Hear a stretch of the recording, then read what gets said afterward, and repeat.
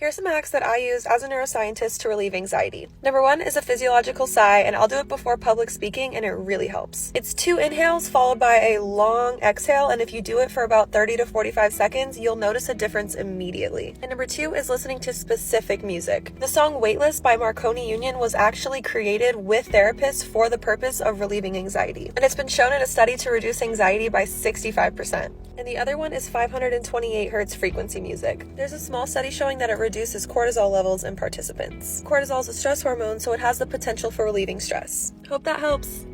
2 ways I improve my confidence and self-love using neuroscience. First thing is mirror work. High fives increase dopamine, and when you give yourself a high five in the mirror, your brain learns to associate that dopamine with you in the mirror, which builds self-confidence, and it also just makes you feel really good. Number 2 is self-affirmations.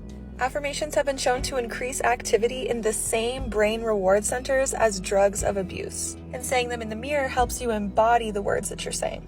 I have lots more tips on this topic because this was a journey for me. Here's the science-backed morning routine that I use to be at peak mental and physical health. When we first wake up in the morning, our brainwaves naturally transition from theta to alpha. And this is really important because it's the best time to program our subconscious mind. This is when I listen or say affirmations and then set my intentions for the day. This leads me to number 2, which is do not go on your phone right after you wake up. It causes your brain to skip through this transition and go straight into beta, which sets you up to be more stressed and distracted throughout the day. Number 3 is morning sunlight and exercise, and I walk to the gym, so those 2 things go together. Morning sunlight lowers anxious and depressive symptoms, and it is necessary for our mental health. Exercise increases dopamine, which helps me stay more focused throughout the day. And cardio exercise increases the birth of new brain cells. And then I meditate. I do this after I work out because I just find it's easier to clear my mind. Meditation also strengthens our brain and increases our ability to focus. Meditation has way too many benefits for me to say in this video, but I can talk about it at a different time.